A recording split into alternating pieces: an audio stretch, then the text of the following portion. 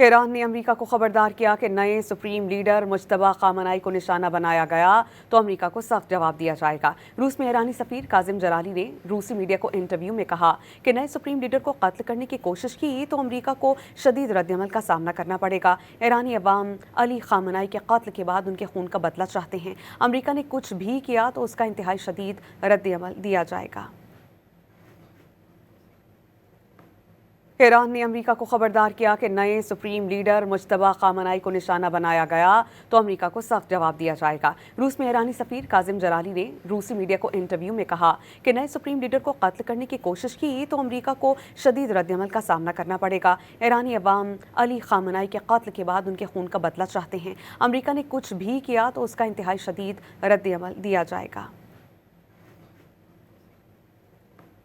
Iran ने America को खबरदार किया कि नए सुप्रीम लीडर मुज्तबा खामनाई को निशाना बनाया गया तो अमेरिका को सख्त जवाब दिया जाएगा। रूस में ईरानी सफीर काजिम जलाली ने रूसी मीडिया को इंटरव्यू में कहा कि नए सुप्रीम लीडर को कत्ल करने की कोशिश की तो अमेरिका को शदीद रद्दअमल का सामना करना पड़ेगा। ईरानी अवाम अली खामनाई के कत्ल के बाद उनके खून का बदला चाहते हैं। अमेरिका ने कुछ भी किया तो उसका इंतहाई शदीद रद्दअमल दिया जाएगा।